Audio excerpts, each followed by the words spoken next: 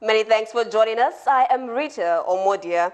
On our first story here, the National Assembly Joint Committee on Petroleum Downstream has directed the Nigerian National Petroleum Corporation, NNPC, to put an end to the current fuel scarcity in the nation within the next 7 days. Chairman of the committee, Senator Kabiru Marafa, while briefing lawmakers during Thursday's plenary, gave feedback on the meeting of the Committee on Petroleum Downstream with the NNPC on measures to tackle the petrol crisis. Marafa and the Senate President therefore agreed that the NNPC group needs to swing into action to make the queues at petrol stations nationwide disappear within a week. Senate and the House of Representatives, acting on the mandate of the leadership of the National Assembly, met on Wednesday, January 24, 2018, and resolved as follows. 1. Direct the Nigerian National Petroleum Corporation, NNPC, to ensure adequate supply of premium motor spirit, otherwise known as petrol, and disappearance of queues at our petrol stations nationwide within 7 days. 2.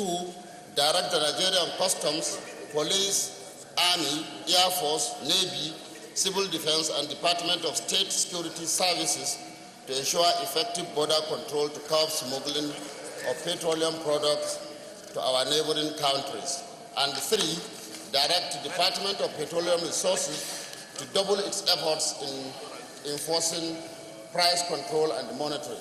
For us to know where you are, and more importantly, to be clear to the NNPC that they must go and make sure that these queues that exist disappear on the timeline which you have given me 7 days. We take note of that, and we hope that by next week you will have your report that addresses the terms of references that were given to you, and make sure, and also within that week, you can come back to confirm to us that NNPC has complied with these resolutions that you have taken.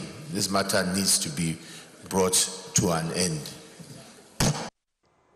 The committee also directed all security operatives to ensure effective border control to avoid smuggling, and directed the Department of Petroleum Resources, DPR, to double their efforts in enforcing price control and monitoring. And now the Nigeria Governors Forum is seeking alternative ways of ensuring better remittances into the Federation account by the Nigerian National Petroleum Corporation. Chairman of the Forum and Zamfara State Governor, Abdulaziz Yari, made the disclosure while addressing journalists after the forum's meeting with President Muhammadu Buhari in Abuja Thursday. He lamented untimely and non-commensurate remittances of the corporation, saying the forum is gearing up to address the matter. We came to brief precedent about it. One of it is about how they are paying the joint venture cash call. And we're seeing what is being remittance to the Federation account for the entire people of Nigeria is lower. What is being paid as a result of cash call joint venture is higher than what is going to the Federation account. So we are concerned about that, and NEC is concerned about that. So they put committee under my leadership to engage with NNPC to discuss way forward, which we have discussed this today. So we'll come to brief the president about it.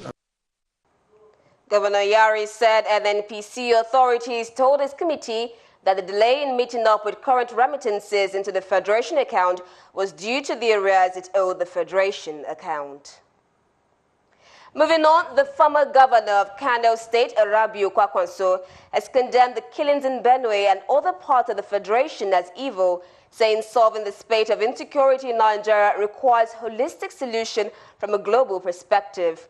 Honorable Kwakwanso made this known in Makurdi on his visit to commiserate with government and people of Benue State. He assured that all is now on the table among stakeholders and leaders to end the violence. We are talking of health security, we are talking of education security, and so on and so forth. So as leaders, we have to look at it globally and make sure that we come up with a solution that will ensure peace and security. And that is the only way you can have, if there are fightings. Governor Samuel Orchem of Benue State, who welcomed his guest, says the state is under siege and he would not keep silent over continuous killing by herdsmen militia until justice is done. He said over 80,000 people have been displaced in 6 camps. It further revealed that in a fresh attack yesterday, a farmer was killed and set ablaze, as well as a mobile policeman in Guma local government area of the state. That there is no justice, I will continue to say and to sing and to shout.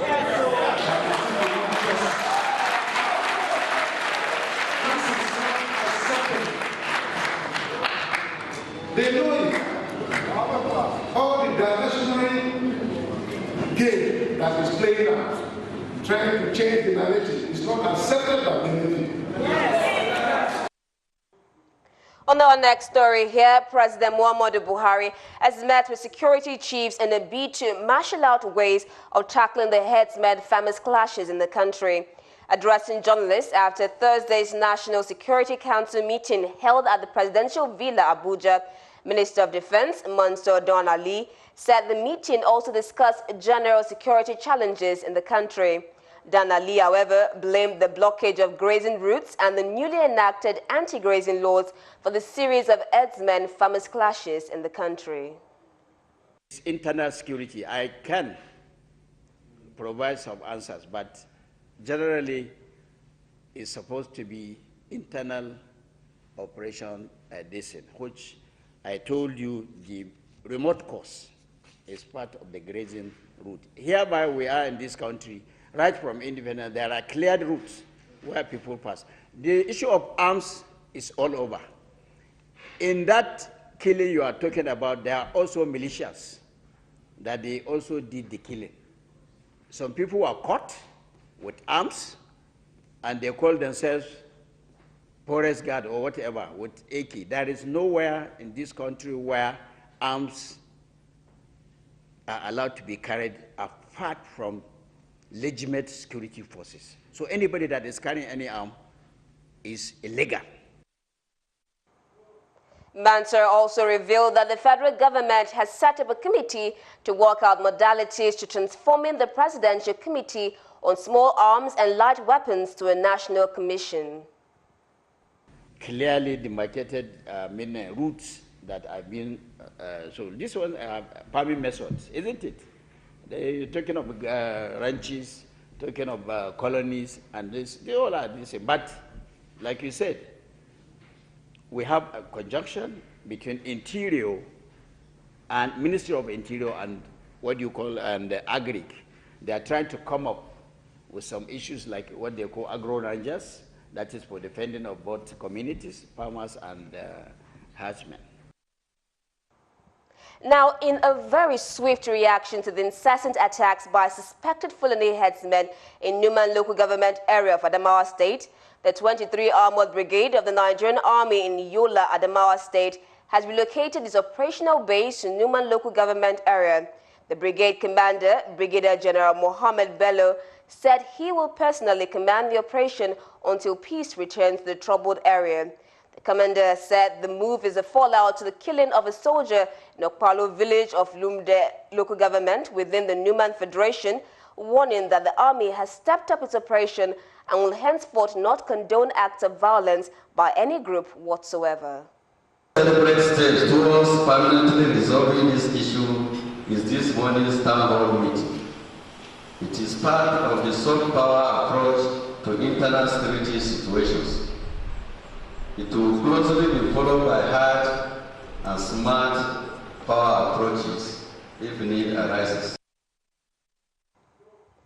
The Air Force Commander, Police Commissioner and Information gave various tips on peaceful coexistence and unity. Led to several killings of people in the community, destruction of the community, houses have been burned, and also we've lost military men, we've lost civilians. We should not allow that to continue. I want you to go back after this meeting to sit down and reflect back and look at the nice things that happened to you before in that area Just look at the nice ones, forget the bad ones, and see how we can develop. We must come out of our cocoon of fear and start talking. If we don't talk, we will not get peace. Some of the participants bared their minds during the peace gathering. When all of us should say, enough is enough. We lost properties, we lost many people, we lost our peace, we lost our coexistence, we lost everything in these 4 local governments. He urged the people to continue to live in peace and harmony, because peace is the only way for development in the state. Our elders will not call a spade. And once that is not done, we are nowhere. Because if you don't tell the truth, we are living in deceit. Following, a group has called for an immediate probe of the Benue and Taraba state governors, the mastermind in ethnic cleansing targeting felonies in the state. The group, Good Governance and Transparency Initiative, in the protest held at the Unity Fountain Park in Abuja Thursday, accused Governor Samuel Orcham and Darius Ishaku of arming militia in their states to carry out targeted attacks for the fueling the supposed herdsmen-farmers clashes in the said states. To demand a full investigation of the role of the governor of Benue State, Mr. Samuel Orcham, and his Taraba State counterpart, Mr. Darius Dixon Ishaku, in sponsoring ethnic militants to wipe off people of Fulani origin. The group accuses the leader of the Bring Back Our Girls group, Obi Ezekwesili, of being an active part of both governors to ensure a cover-up of the alleged crimes by the state governors. Aware of the role being played by Bring Back Our Girls group, and we find it appalling that a situation as ugly as the one unfolding in Benue is the new meal ticket for BBOG leadership. Nigerians would like to know Obi Ezekwesili has received from the international partner to open a new business center. We challenge her to an accountability press briefing to tell Nigerians and our donors how much has so far been received from foreign agency as grant for the kidnapped Chibok girls to warrant sourcing fund from a new venture. Moving on, an Abuja-based group has alerted Nigeria's security agencies of alleged plots by former Nigerian President Olusegun Obasanjo to work with criminal elements to hold violent protests in major cities of the country in the shape of the famous Arab Spring. The group, known as the True Coalition for Nigeria, while addressing journalists in Abuja, says the now trending letter by Obasanjo to President Muhammadu Buhari is meant to serve as a trigger for widespread unrest. The leader of this destabilization movement, which is not to be confused with the authentic constitution for Nigeria, we hereby put him on notice that the patriotic citizens of this nation shall hold him accountable for any resulting breach of the peace arising from the activities of his followers. The group, which says the former Nigerian president lacks the moral standing to set up a group, calls for Coalition for Nigeria, accuses him of using the BBOG to begin the unfolding of the plot. Else, BBOG group had sullied the streets with its red campaign. We have wondered if a mere coincidence that a convener of BBG, Obi Kosilizi Doctor, was a minister in Obasanjo's cabinet. This is a group that is known to be on the payroll of Nikon entities that are committed to destroying Nigeria. By his own admission, Obasanjo has been undertaking many foreign trips, which we understand are covers for scheming with foreign interests that are closet enemies of our country. It is not far-fetched it turns out that he is the conduit that ships in funds for BBOG and other anti-Nigeria groups. Now, hours after the former President Olusegun Obasanjo advised President Muhammadu Buhari not to run for 2019 presidential election, political analysts and public commentators have reacted to this intervention. Speaking, the human rights activist Barrister Muritala Sambo agreeing with the former president's letter, says the letter was written at an appropriate time when the APC government had failed the people of Nigeria. Much better than this.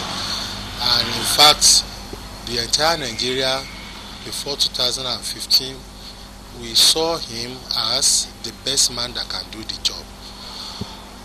But considering what is happening at this present moment, in fact, he has not done anything reasonable to warrant him going for the second term. Similarly, a public commentator and political analyst also faulted the administration of the Buhari-led administration, insisting that it had contributed nothing to the well-being of the citizens. President Obasanjo has actually hit the nail on the head. And it is quite a very, very good task if President Buhari can look at the message, but not the messenger. Every content, everything inside that letter is nothing but absolute correct.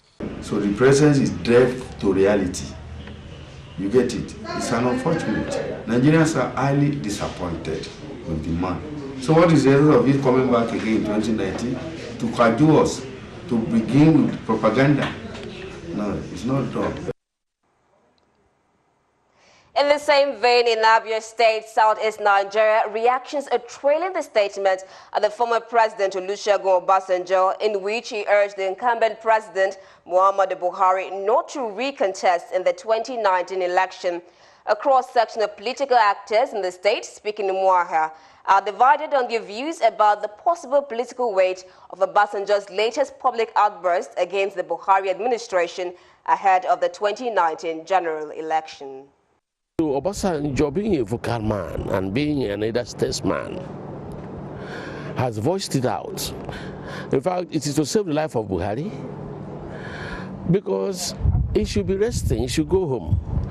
He has run out of ideas. He has nothing. Of course, all of us are Nigerians. Since he came 2.5 years now, this country has been plunged into perpetual suffering and darkness.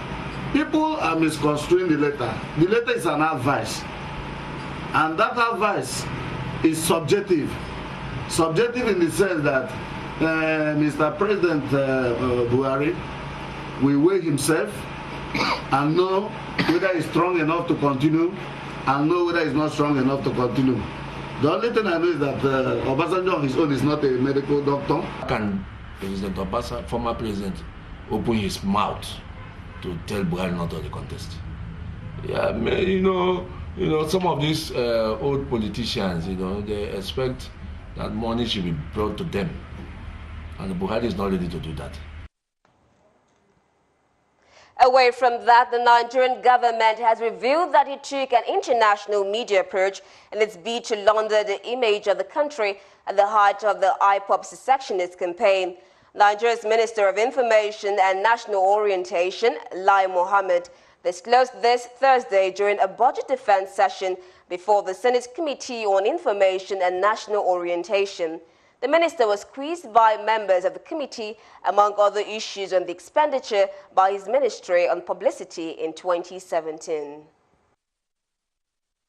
He said production of 30-minute documentary of activities of the Honorable Minister within the first year of Buhari administration, NTA, channels, TBC, Co, and the rest. Then item 4 also has to do with all these electronic media. So also item 7. Foreign consultants, you have polling, you have, it's like, I didn't know you had declared you were running for president because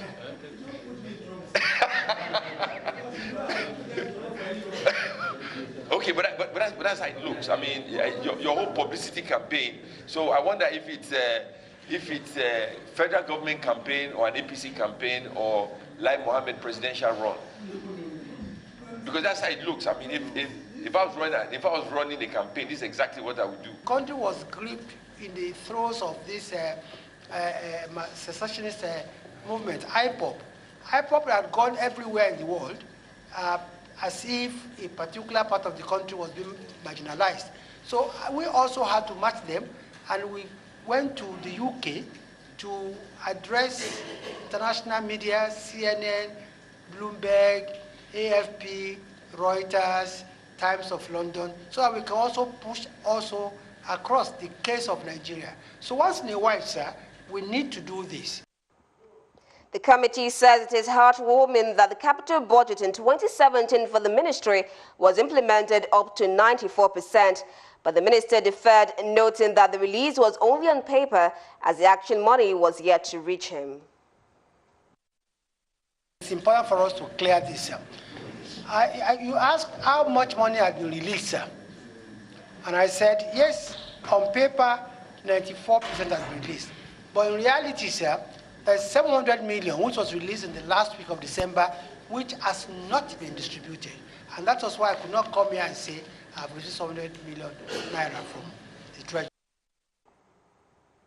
On our next story here, the Rivers State Governor Nyesom Wike has declared that Nigeria is in a state of coma, saying only the People's Democratic Party, PDP, can salvage the country.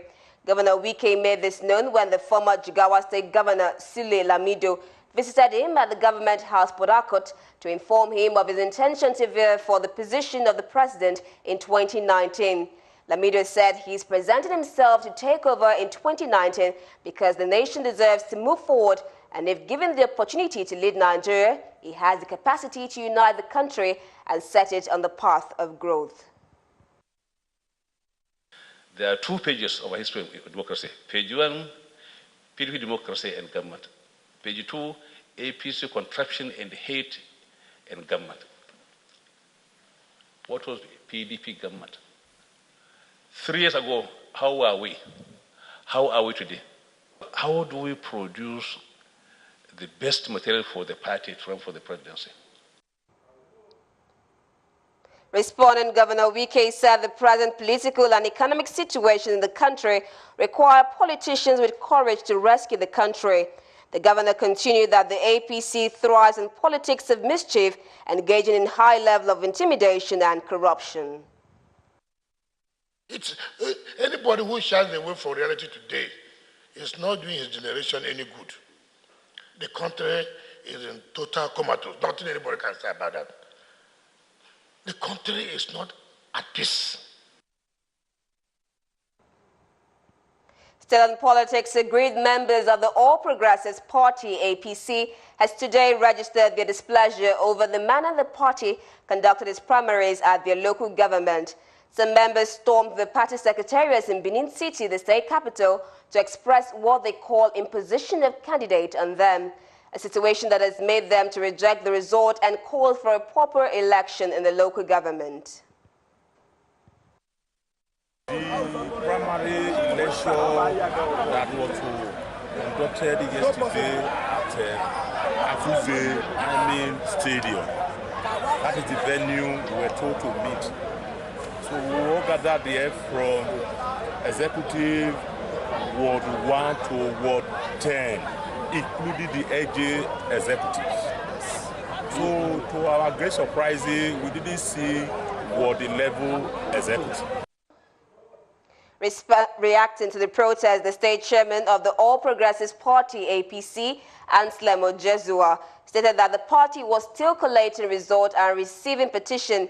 He revealed that the party has already set up internal mechanism to look into the issue that will arise from the party's primaries.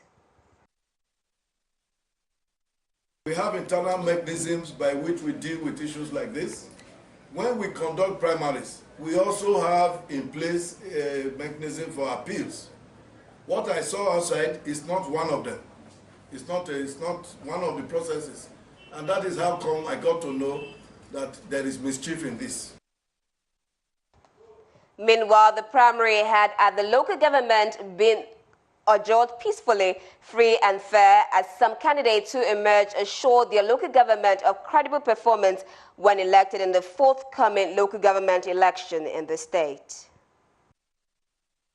When I emerged on that day as chairman of Oredo local government, I can also